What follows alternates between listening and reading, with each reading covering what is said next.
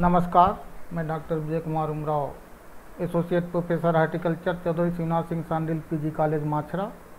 जैसा कि पिछले एपिसोड में हमने बागवानी में उपयोग होने वाली अलंकृत झाड़ियों के बारे में चर्चा की थी।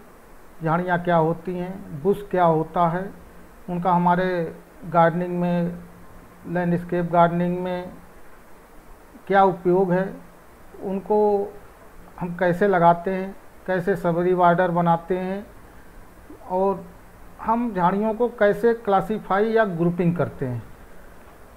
आज की उसी चर्चा के परिप्रेक्ष्य में आज हम उन झाड़ियों से परिचय करने की कोशिश करेंगे। हम उन झाड़ियों को कैसे पहचानें। तो आइए चलते हैं। आज हम सफ़ेद पुष्प वाली, जिनमें सुगंधित फूल आते हैं, ऐसी झाड़ियों से परिचय करेंगे। उनको हम कैसे पहचानें, यानी तो इसको हम, क्योंकि झाड़ियों की संख्या बहुत अधिक है, एक क्लास में, एक चर्चा में सारों को समाहित करना बड़ा मुश्किल है। तो आइए आज हम ऐसी झाड़ियों के बारे में चर्चा करेंगे या उनके पहचानने की कोशिश या उनसे परिचय करेंगे जिनमें सुगंधित सफ़ेद फूल आते हैं। तो झाड़ियाँ क्या हैं? झाड़ियाँ तो जैसा पिछला बताया कि झाड़ियाँ छोटे वृक्ष होते हैं, वृक्ष जिनमें ज़मीन के स्तर से ही या ज़मीन से थोड़ा ऊपर ब्रांचिंग शुरू हो जाती है। ऐसे अलंकृत पौधों को हम झाड़ियाँ कहते हैं। ये कठोर होते हैं, इसके तने कठोर होते हैं, टहनियाँ कठोर होती हैं, बहुवर्षीय होते हैं। ये पुष्पन के लिए, फूलों के लिए, सुंदर फूलों के लिए, पत्तियों के लिए, सुंदर फलों के लिए, हेज बनाने के लिए, स्क्रीन बनाने के लिए इत्यादि के लिए हम गार्डन में उगाते हैं। ये गार्डन में फाउंडेशन का काम करते हैं। तो अगर हम इधर जाते हैं कि इनका क्या उपयोग है हमारे गार्डन में या अलंकृत झाड़ियों का क्या उपयोग है, तो सबरी बॉर्डर बनाने में, स्पेसिमेन प्लांट बनाने में, हेज, एज और फेंसिंग करने में, स्टैंडर्ड और हाफ स्टैंडर्ड प्लांट के रूप में डेवलप करने में, बाउल वार्ड और रोड डिवाइडर के बीच में प्लांटिंग करने के लिए, एवेन्यू ट्रे के रूप में, स्क्रीनिंग और प्राइवेसी के रूप में, अगर हम गार्डन में कोई प्राइवेसी वाला स्थान डेवलप करना चाहते हैं तो झाड़ियाँ सबसे उपयुक्त फीचर्स होते हैं। राकरीज और बाग गार्डन में उगाने के लिए, और बाग दलदली जहाँ पे अन्य कोई ऐसा पौधा ना हो पाए वहाँ भी ये हो जाती हैं। कट फ्लावर और लूज फ्लावर के रूप में, कलरफुल और कट फोलिएज के रूप में, मूनलाइट गार्डनिंग के रूप में, गमलों में लगाने के लिए, बोनसाई बनाने के लिए, साथ में पोल्यूशन कंट्रोल के लिए, मिट्टी के कटाव रोकने के लिए, हवा का दबाव, हवा का बहाव रोकने के लिए, हवा की तेज़ी रोकने के लिए, हर्बल और मेडिसिनल उपयोग भी इनका बहुतायत में मिलता है। फार्मास्यूटिकल केमिकल, बहुत सारे ऐसी झाड़ियाँ, श्रब्स हैं जिनसे हमें फार्मास्यूटिकल में उपयोग होने वाले एल्कलाइड प्राप्त होते हैं। फ्रेगरेंस और इसेंशियल ऑयल्स, परफ्यूमरी के लिए, सुगंधित तेल निकालने के लिए झाड़ियों के फूल उपयुक्त रहते हैं। इनसे हम रेजिन और दूसरे इंडस्ट्रियल प्रोडक्ट भी प्राप्त कर लेते हैं। झाड़ियों से हम फल, पत्तियां खाने में भी उपयोग करते हैं और चिड़ियों के लिए इसके फल फीड के रूप में, छोटे पशुओं के लिए फाडर के रूप में पत्तियां और फल उपयोगी होते हैं। जहाँ पे झाड़ियाँ लगाते हैं वहाँ पे मॉइस्चर कंजर्वेशन होता है, नमी की मात्रा संचित करने के लिए, जलाऊ लकड़ी के लिए, टिम्बर के लिए, और विशेषकर जो हमारे वाइल्ड लाइफ है, विशेषकर चिड़ियाँ, उनके लिए हम नेचुरल हैबिटेट भी प्रदान करते हैं। इससे ज़मीन को ग्राउंड कवर करना है, वीड कंट्रोल करना है, और इसके अलावा हम इससे नॉइज़ कंट्रोल और डस्ट कंट्रोल भी कर लेते हैं। तो क्लासिफिकेशन, जैसा कि पिछली क्लास में भी बताया कि इसको हम गार्डन में किस उद्देश्य से लगाते हैं, किस यूज के लिए लगाते हैं, उसके आधार पर झाड़ियों को की ग्रुपिंग की गई है या क्लासिफिकेशन किया गया है। तो ऐसी झाड़ियाँ जिनमें सुंदर फूल आते हैं, आकर्षक फूल आते हैं, ऐसी झाड़ियाँ जिनमें सुगंधित फूल आते हैं, ऐसी झाड़ियाँ जिनके ब्रैक सुंदर होते हैं, ऐसी झाड़ियाँ श्रब्स जो साल भर फूल देती रहती हैं, ऐसे श्रब्स जिनके पत्तियाँ सुंदर होती हैं, ऐसे श्रब्स जिनकी पत्तियाँ भी सुंदर होती हैं और सुंदर फूल भी आते हैं, ऐसे श्रब्स जिनके फल भी सुंदर आकर्षक होते हैं।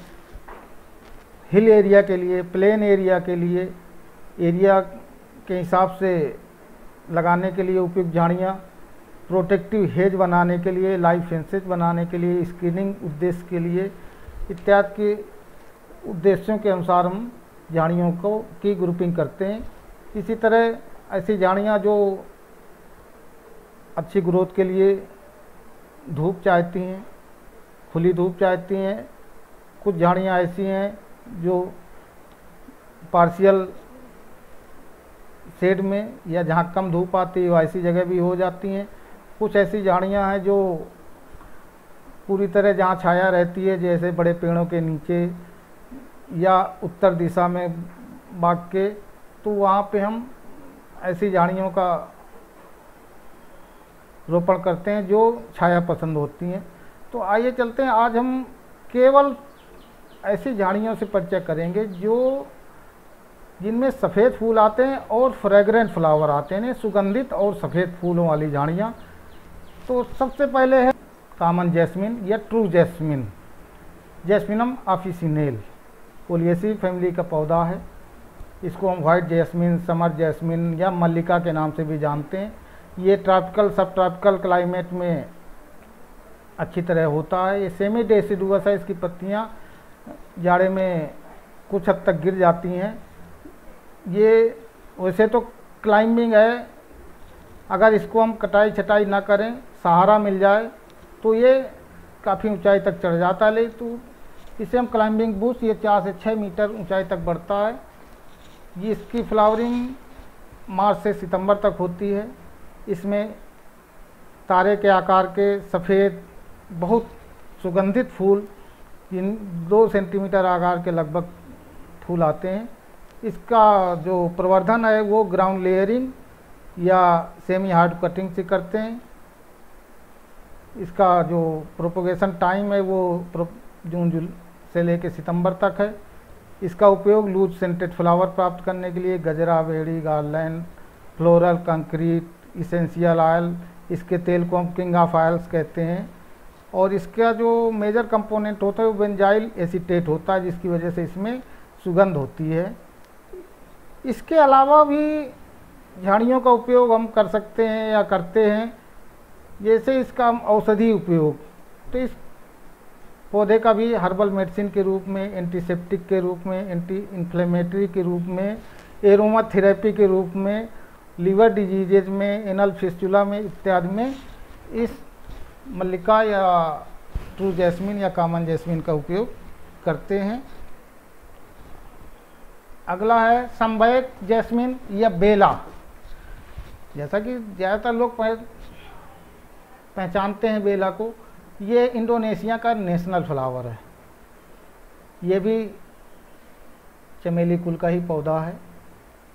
इसको हम Arabian jasmine, maid of Orleans, मोगरा, मोतिया इत्यादि नामों से जानते हैं। इसका जन्म स्थान साउथ ईस्ट एशिया है।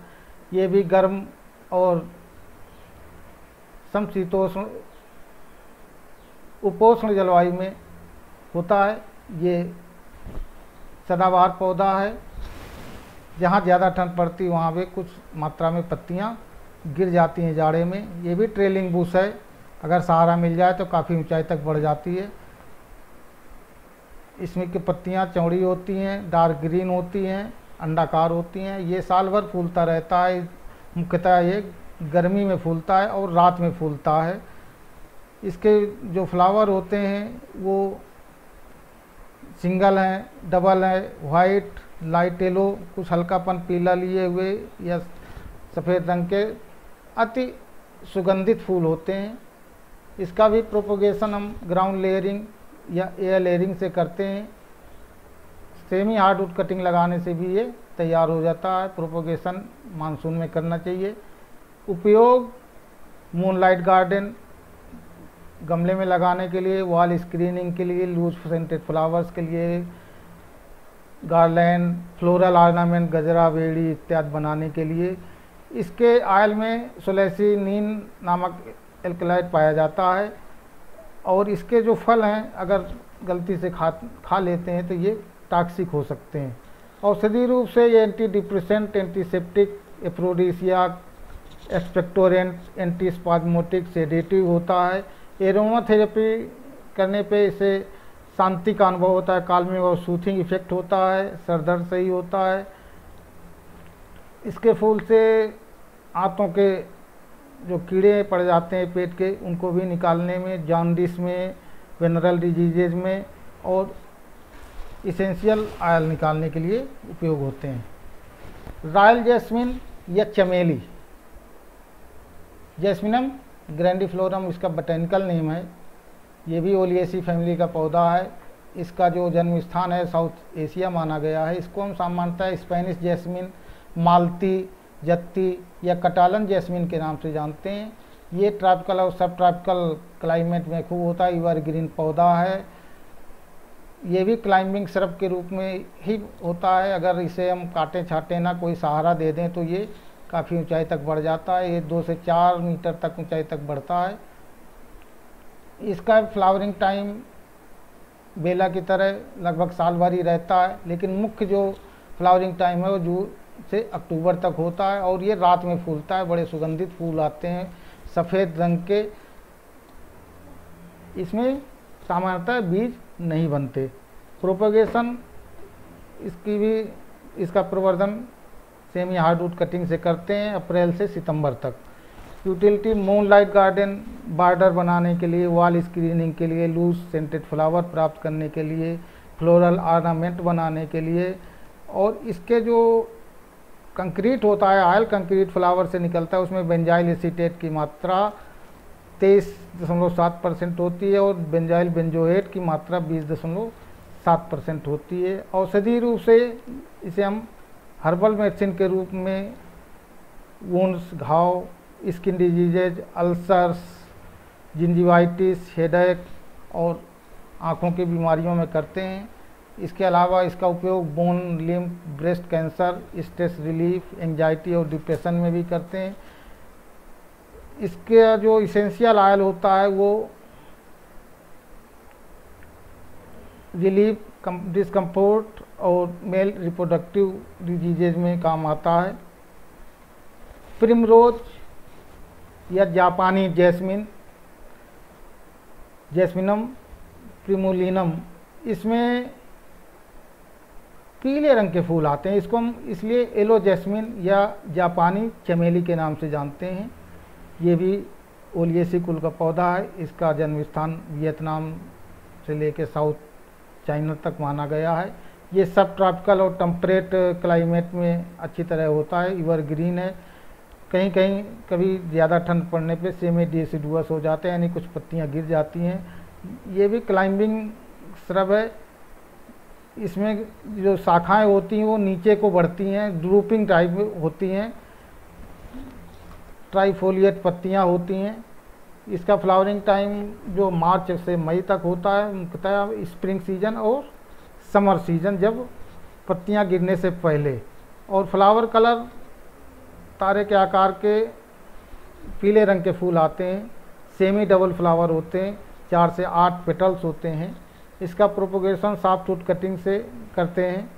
प्रोपोगेशन टाइम स्प्रिंग सीजन से लेके स्प्रिंग सीजन और जून से सितंबर तक कर सकते हैं। यूटिलिटी हेज बनाने के, वॉल स्क्रीनिंग के लिए, dense leaves and loose flower के लिए, मीडियंस के लिए, सड़क के बीच में लगाने के लिए, ग्राउंड कवर करने के लिए, इरोजन कंट्रोल करने के लिए, लूज सेंटेड फ्लोरल अरेंजमेंट, गजरा, बेड़ी और ड्राइड फ्लावर को हम जैस्मिन टी के रूप में उपयोग करते हैं।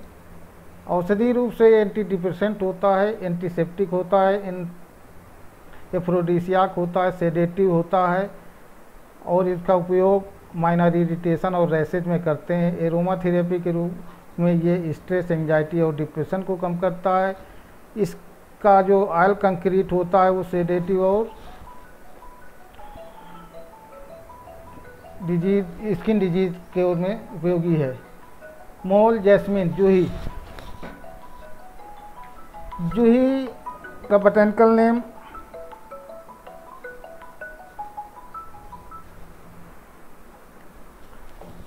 मुल्लाई जैस्मिनम आरिकुलेटम है, जिसको वन मल्लिका, मुलाई या उचिका के नाम से हम जानते हैं। इसका जो जन्म स्थान है वो भारतीय उपमहाद्वीप है।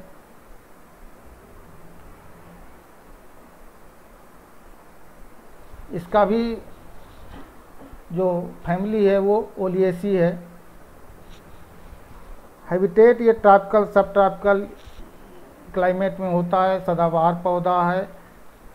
ये सामान्यतः हमारे यहाँ गार्डन में कम पाया जाता है। क्लाइंबिंग श्रब है, बुशी नेचर का होता है, 3 से 4 मीटर टाल होता है। अपोजिट पत्तियाँ होती हैं, गहरे हरे रंग की होती हैं। इसमें जो फ्लावरिंग होती है जुलाई से अगस्त और स्प्रिंग सीजन में होती है। फ्लावर कलर एकदम वाइट स्टार शेप्ड होते हैं, फ्रेगरेंट होते हैं। प्रोपोगेशन सेमी हार्डवुड कटिंग से करते हैं और प्रोपोगेशन जो टाइम है इसका उपयुक्त वो स्प्रिंग और जून से सितंबर तक है। यूटिलिटी मूनलाइट गार्डन है, वॉल स्क्रीनिंग है, high scented flowers, essential oil, floral ornaments, backyard garden, pot में उगाने के लिए।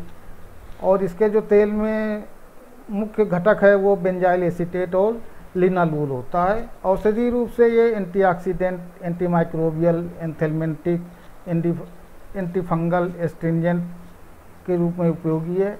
एरोमा थेरेपी में इसका उपयोग किया जाता है और रिंग वर्म और बर्न्स में इसका उपयोग बहुत लाभकारी होता है। इसका जो ऑयल एब्सोलेट है वो घाव, एंटी अल्सर, एंटीसेप्टिक और पंजेंट बिटर होता है।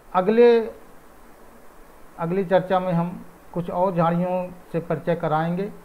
धन्यवाद।